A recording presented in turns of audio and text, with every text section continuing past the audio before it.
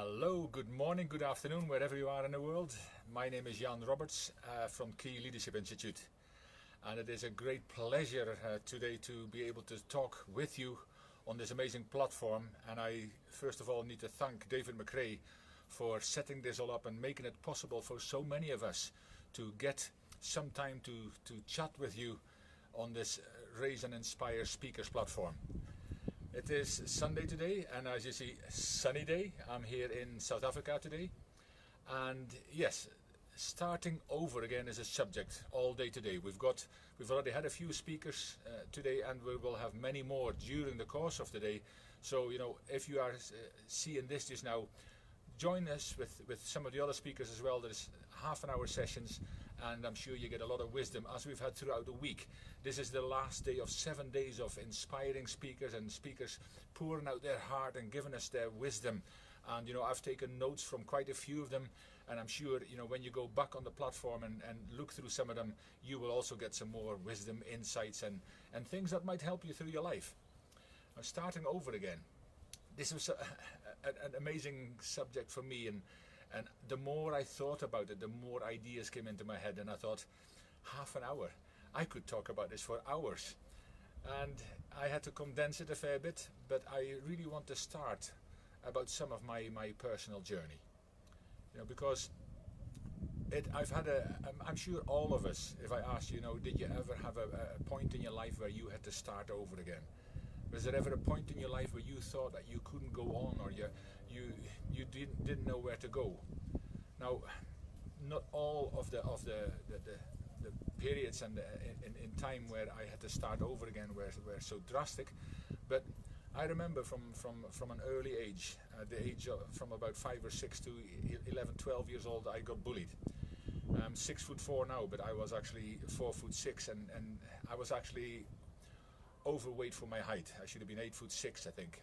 But I mean, I was fat as a little kid, and even though on the outside I always acted happy, I somehow made a decision, and I probably was influenced by my parents and grandparents. My granddad was also called Jan, and they called him the Smiler. And I seen the things he went through, and he was always smiling. So I think that had a direct influence on my life too. But I decided on the outside to be happy, but on the inside it was far from so.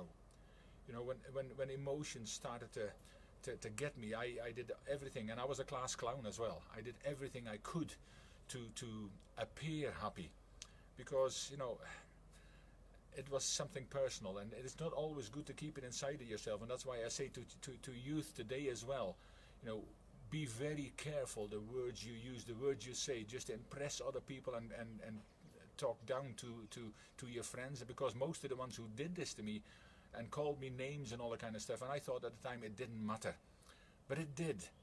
Anybody who says that sticks and stones will break your bones and words will never hurt you, it's the biggest load of BS I've ever heard. And I can personally tell you, and it's not only belief system, it's the other word as well, the BS. But words do hurt. And now with modern technology, we have cyberbullying. 50% of kids, more than 50%, by the time they come out of education, they have been affected by bullying. Now, bullying, it causes way too many deaths. It causes way too much misery. But what happened to me was, at age 12, I grew this height, and nobody wanted to bully me anymore. They didn't even want to call me lanky, because I was one of the tallest in the school. And as the Dutch, I'm originally from the Netherlands. As the Dutch, we were the tallest nation in the world, and but what happened then is what is so important, because from there, the bullying stopped from the outside, but the bullying in here carried on. And for the next, I would say 4 years, I worried. I did all kinds of things. I was this height, and I was not the thinnest, but I was this height, and I still saw myself as that fat little kid. And yes, starting over again. But by the age of 16, I had an ulcer because of the worrying I did to myself and all that. And at that time, the doctor said, It is only stressful CEOs and business people and those kind of people who normally get ulcers. Young kids don't get them, at least not at that time. This is several years ago, as you can imagine. But at age 17, I just drew a line in the sand, and I decided, I said, I can't go on for the rest of my life. This is not the way I want to live the rest of my life. Yes, I was happy on the outside, but this had great turmoil inside of me. And you know, when you start making decisions, when some doors close, other doors open. And at that same time, I got my first personal development book. Somebody gave me a book, and I still believe it was How to Win Friends and Influence People by Dale Carnegie. That set me on a journey that completely changed my life. And I'm following that journey up till now, and I will always do so, because personal development is not a one-day thing, it's an everyday thing. You know, it's starting over again. Right at that same time, already the year before, when I was 16, my parents took the courageous decision. At that time I hated it. They took the courageous decision to move from Holland to Scotland.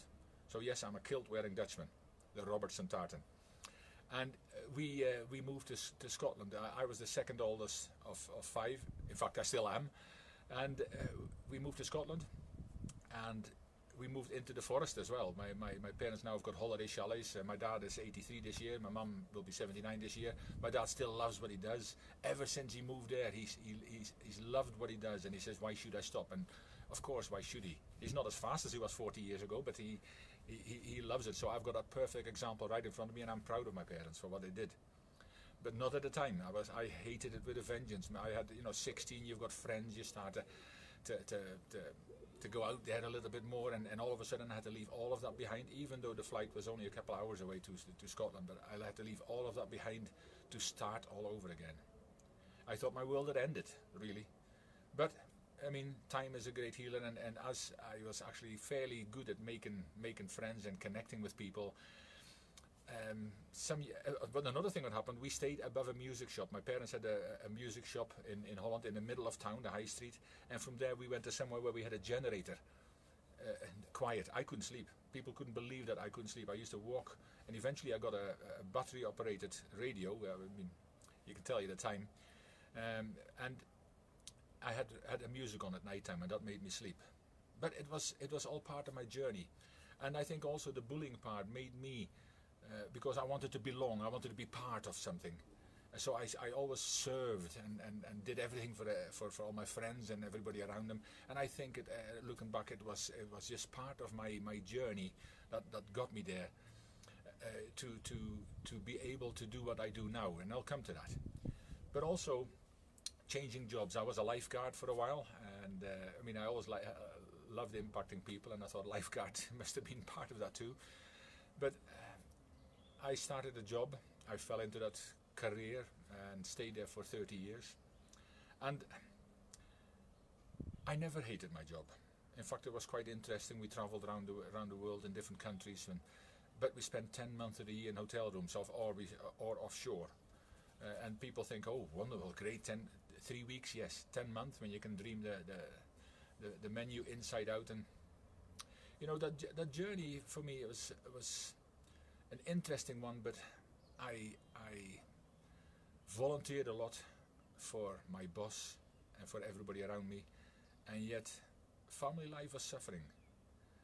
But I never hated my job, and as I mean, I'd very early on already I'd gone through a divorce, and I've had relationships since, and they didn't work out. I've got a wonderful relationship, and now in fact my partner Arthur Moore actually spoke on Thursday on this particular platform as well, and you should go and see that speech because it was absolutely amazing. But something happened, and we all have periods in our life. If you think about, that some times in your life you need to start making decisions, and that's a whole other story. We went to help start transformation of an entire country called Guatemala. In that country, on the way home I made a decision. I was going to quit my job. I always knew I should have been doing something else. I said, even nearly 30 years ago now, I said, if somebody's going to teach me to speak, it'll be Les Brown or nobody. And as I said, doors closed, other doors opened. I mean, at 17 we moved. At 17 I started martial arts. key aikido, which is also a lot of mind over matter stuff. And again, it was not a violent thing, it was actually something to develop me. And everything, Les Brown always says there is no such thing as coincidence. Coincidence is God's way of staying anonymous. And if you look at your journey so far to where you're going, but we're here now, this is the new normal. People are complaining about everything, but this is the new normal. We'll never go back. We're only going to go forward to a new normal yet again. And I know many of us are still on lockdown, but it was for me a simple decision. If not now, when? And I really want you to think about that. When you face situations, sometimes you are pushed. I think, as you know, if you standing in an airplane and you want to do a parachute jump, and all of a sudden somebody pushes you, and you go, Geronimo! That's Mexican for who the hell pushed me. But I mean, sometimes we are pushed in life, but sometimes we have to make choices. And when we're pushed, it is uncomfortable enough. But when we have to make our own choices, that's when it becomes challenging, because we've got so many emotions. We've got the what ifs. What will happen? What will other people think of you? Who do you think you are? And you see the people around you, and then you see the results so far, and you think that's never going to happen. Change doesn't happen by chance. Change always happens by choice. If you are in control of your life, because you say, oh, that's not true, because I never chose this period. No, but what are you doing in this period? I always say something like my friend and mentor John Maxwell says as well, are you going to go through this, or are you going to grow through this? So if you're not doing something to improve yourself right now, you're doing yourself a disservice. You are doing something that by the time we all come out of this, and most of us will, then what are you going to do then? Are you then finally going to say, I wish I had? Is this your life so far? Are we really so much of a follower? We need to see more leaders, but leadership begins with self-leadership, and we need to lead ourselves. And I know you can't always control your environment, but you can at least control the outcomes you want by making the decisions from within. As I said, good intentions just aren't cutting it. It just aren't enough. From the book Intentional Living as well, and again John Maxwell said, people with good intentions do something good occasionally.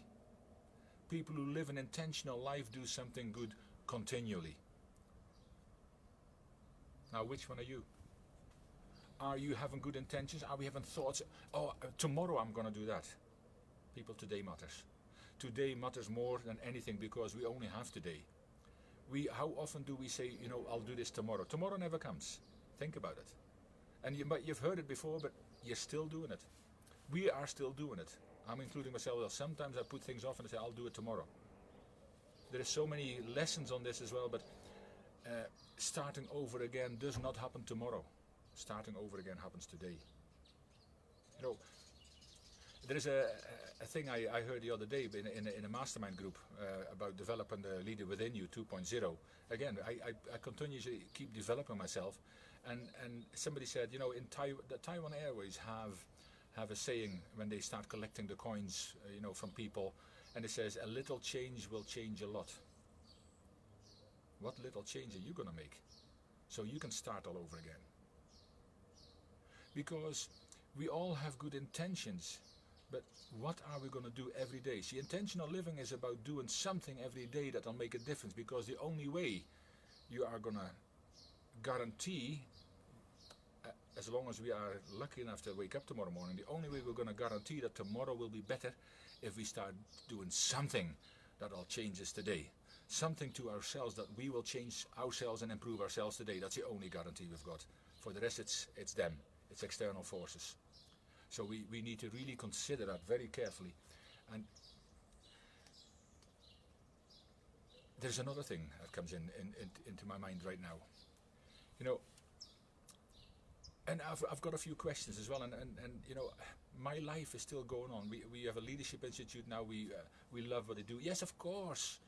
This uncertain time has impacted our life, and we normally stand in training rooms, we do keynote speeches, we do coaching and mentoring. And again, if you need help, we can help you. I mean, we coach and we mentor, we do all kinds of things. And sometimes when you're in the picture, you don't see the frame, and you need an outside source to help you get stuff from within. because we're so focused on what other people can bring to us. Yet educo, as another friend and mentor, Christian Simpson, says in his amazing coaching program, educo is to draw from within. So let's start to see what's inside each and every one of us. We still don't know the power, the immense power of the human mind. So why every day do we do say and be things that limit us? We put limiters inside ourselves and on ourselves, which start here. So we need to develop our thinking, because thoughts become actions, actions become habits, and habits become your destiny. That means if you want a different destiny, if you want a powerful, positive destiny, you need to start thinking different thoughts. And that doesn't mean that you need to read the newspaper every day, and every 5 minutes you need to switch on the news to find out what terrible things are happening. That's all negative, people. I haven't bought a newspaper for more than 30 years, way more than 30 years now. We haven't got a television now. That's not to impress you, but it's impress upon you that you need to make the choices of the things that go in your head. If you want to start over again, and you want to start over better than before, because all our past experiences, our failure. See, failure is not final. Quitting is. And I'm not talking about quitting smoking, because that's a positive, but you know what I'm talking about. But failure is not final, quitting is. And all failure is to be able to move into the future better prepared. That's what Edison said with his incandescent light bulb. Whether it's 1,000 times or 10,000 times, it's irrelevant, but he said every time, now I have found another way how not to do it. What ways have you found not to do it? And starting over again, I mean, I have started over in different areas and in different circumstances, and I'm no doubt we will start over again. We mean this it's not starting over again. It start with renewed energy, renewed impact, renewed vigor. And but what is your life, Luca? What is your journey? What is your purpose? Your destiny? What is your vision for your life? See, we've also heard this saying, it's not the years in your life that matters, but the life in your years. There's 2 days, there's a few quotes, but there's 2 days that matter in your life. The day you were born and the day you find out why. Have you found out yet why? Okay, coincidentally, I'm also working on a Find Your Why program from Simon Sinek, and I want to help people to actually find their why, because have you found your why? If I came up to you and said, what is your purpose? What do you really want to do with your life? Then my next question is, why are you not doing it? And most of the time we make excuses. Most of the time we just haven't got the discipline to do what is required to do in order to have a better life, because of the kids need education, we need to have a living, I would take a pay cut, all this kind of stuff. I hope maybe in this period we find out that purpose and passion and something that's inside of yourself is much more important than money ever will be. I think most of us have found it out just now, that money can't buy us a longer life. Okay, we won't go to the technical side of it, but money doesn't make us happy. The journey makes us happy. Money is just a tool we use, and of course, the more money you've got, the better choices. Les Brown always says, if money money might not make you happy, but everybody should find out for themselves. And it says, and you probably will be happier in a Mercedes or an Aston Martin than on an old rusty bike. Will you be? But it is that journey that got you there, I'm sure, because once you've got something, it's different. So there's another thing about choices. I mean, who is in control of your life? Who decides whether you're going to start all over again? When we look at our environment, and of course, the same with the bullying in my early life. And my daughter got bullied, she had bulimia. My granddaughter got bullied, and I see the different damage that does. And I've coached people who have had a lot worse happening to them, and the immense damage domestic violence does. The thought that people are committing more and more suicides today because they can't see anything in their life that will matter anymore. You matter. Every single life matters. Every person matters. Every person on this earth matters, is there for a purpose, and that purpose is not to take your own life or take anybody else's life. I mean, I don't want to even go into that, what's happened in the last couple of weeks, but we need to learn a lot about ourselves, and we need to, when we start over again, let's start over without judgment. Let's start over with a clean sheet. Whether it's race, religion, background, cultural background, sports affiliation. I mean, we have this in Scotland as well, especially in the west of Scotland, where religion is still an excuse for violence. And that's all it is. And I'm speaking up about it because that's all it is. It's an excuse for violence. Hatred, if you are really so religious, and I'm not getting at religion, but if you're really so religious, why are you so violent? Why are you hell-bent on beating somebody into pulp who doesn't believe what you do? We need to become more compassionate. We need to become more empathic. We need to become more human again. You know, these kind of things can't keep happening. We need to stop judging others. Let's have a look in the mirror. I need to look in the mirror too. Who am I judging? Why am I judging? And what am I doing? How can I change this?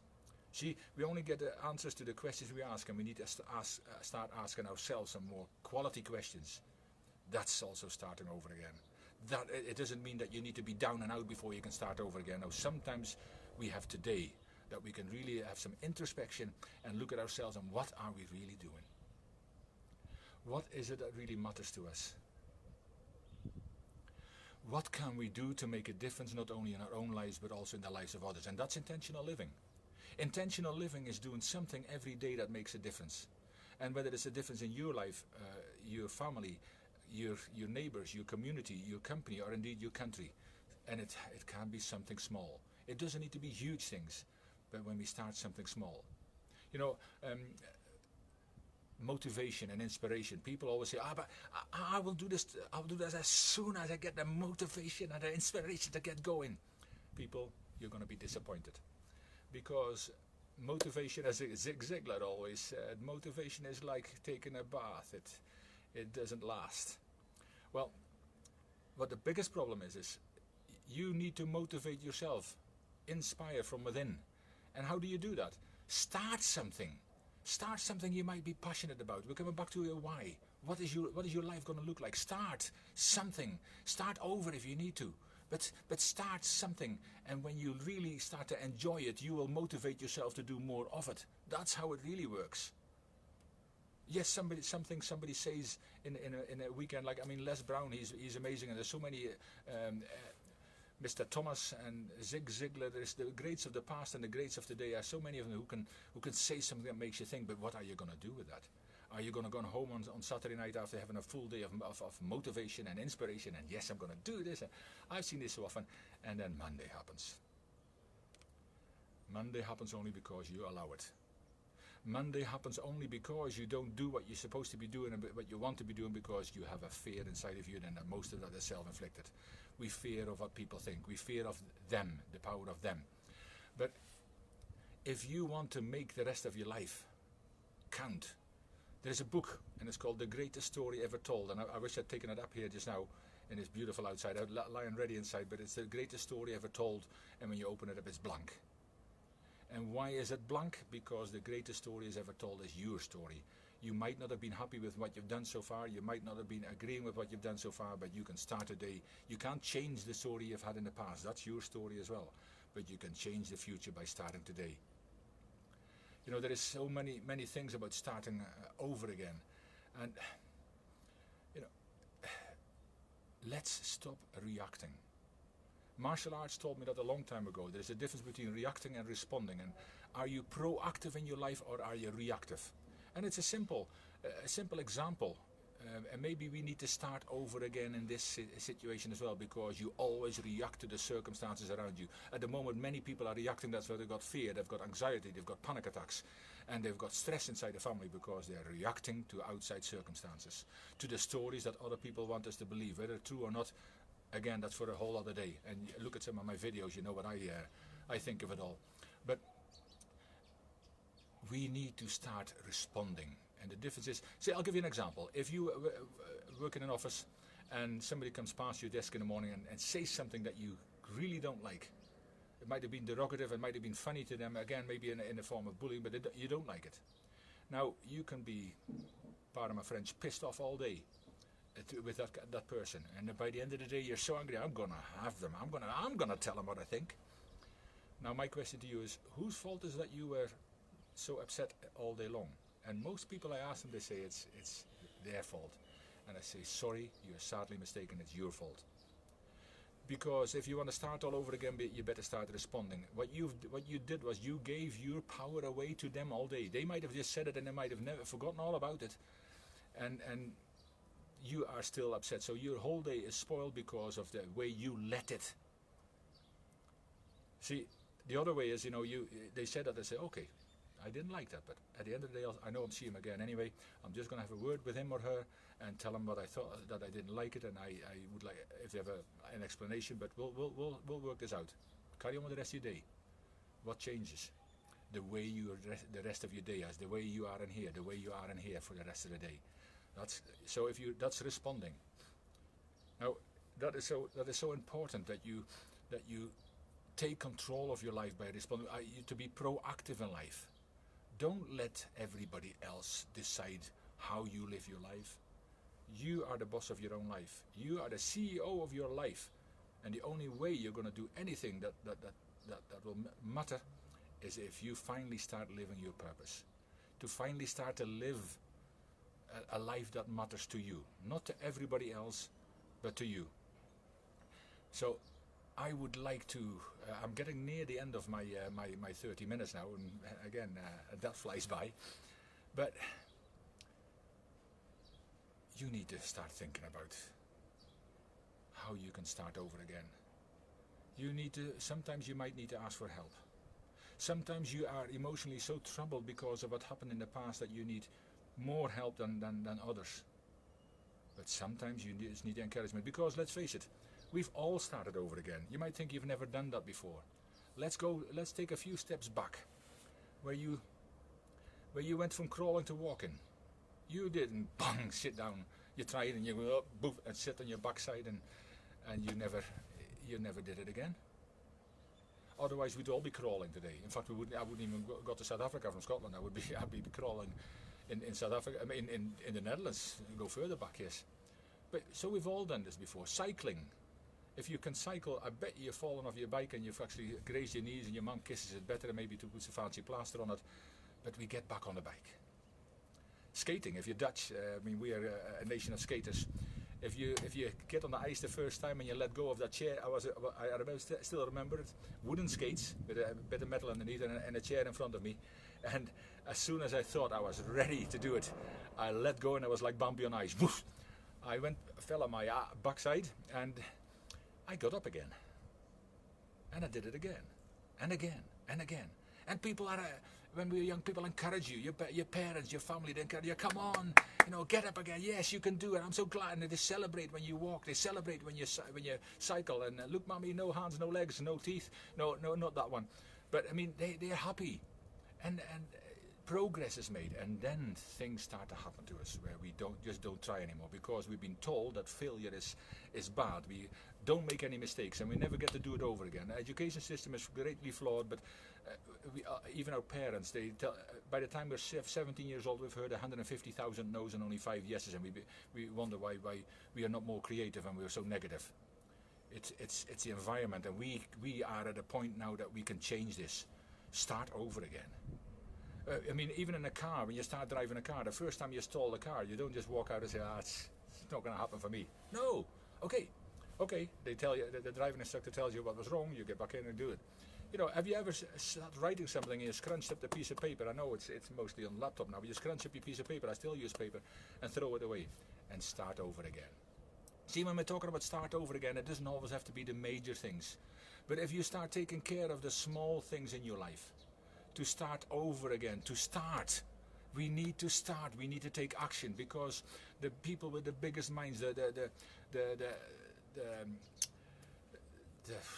Sir Richard Bransons and so many people like him, they had so much knowledge and so much wisdom, but they didn't just sit there. They took action. They took massive action. And did they fail? Oh yes, and they're probably still failing, and they keep on failing, but they start over again because they get experiences. But we need to start, not just start over, because good intentions just aren't enough. We need to keep going. We need to keep pushing forward. And if we don't take care of the little starts, we might need to start over again in a much bigger way, which we never did. And then we do this. Look so far and where you started. Share your successes. Write a whole list of the successes you had from starting walking and cycling and driving, and the little successes you've had at work and completing projects and all the kind of things. Bringing up a family, that's a success all by itself. But start looking at your successes and say, how can I start over again? How can I start something new? You know, I'll leave you with a quote in a minute because I'm just getting near the end of my time. But I just want to make you think. Starting over starts within. Starting over. When it comes from your head to your heart, you will know. You need to find your why. You need to find your purpose. Because each one of us are on this earth for a destiny. We all have a destiny. But many of us will go to the grave with our treasures, our gifts still inside of you. Les Brown always says the most powerful area, the richest area in the world is not the diamonds mines here in South Africa or the oil fields in the Middle East. It's a graveyard where people have gone, that their books have never been written, their songs have never been sung, their impact has never been had. But if you look at Mother Teresa, she had a purpose. Martin Luther King, he had a purpose. He followed his destiny. Sir Richard Branson, as I mentioned, so many others, but they all took action, and it began with one. But it took action, and the one it begins with is the one looking in the mirror. So I hope you get something out of this. My name is Jan Robberts. Go to our website, www.keyleadership.com. My partner probably will put it in the lines below it. I'm also the founder of JR Speakers Club, where I want to train other people to become speakers. But look at the website. We've also got a free ebook in there that sees some of our case studies where we've impacted people. And there's an amazing values-based leadership program, which I'm going to talk about later on today on a video on my own website, on my own Facebook page, Jan Robberts, where we can impact lives around us. We can impact entire communities, entire countries together. What are you going to do to make a difference in your life? What are you going to do to make a difference in the lives of your families and your friends? What are you going to do to make a difference and make sure that a dash in the middle? And we know from in the gravestone, born, died, dash. Make that dash count. I want to leave you today with a quote I saw in one of my personal development books, again, Developing the Leader Within 2.0 by John Maxwell, when we were in the mastermind, and I came across this quote and I thought that's going to be beautiful for this. And I want to leave you with this. I hope you live the life you are proud of. If you find you are not, I hope you find the strength to start all over again. People, we have a more inner strength that we can talk about it, because that quote came from the curious case of Benjamin Button. But I hope you all have that power, that strength inside of you. I know we all have it. Remember, we are more powerful than we will ever know. So start living as if we are unlimited. You matter. Every one of us matters. Make your life count. If need be, start over again, but at least start. My name is Jan Robberts from sunny South Africa. I wish you an amazing rest of your Sunday. For some of you it's very early, and for most of you are somewhere in the late morning, whether it's in the UK, in Central Europe or South Africa. And some of them are in the afternoon, whether it's in places like Pakistan, Bangladesh, and that side. But it's been a pleasure and a privilege, and I hope you get something out of it. Please feel free to contact me if I can support you to make a difference, if I can help you to impact, whatever that takes. I'm here.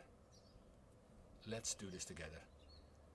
Let's spread hope, because where there's hope in the future, there's power in the presence.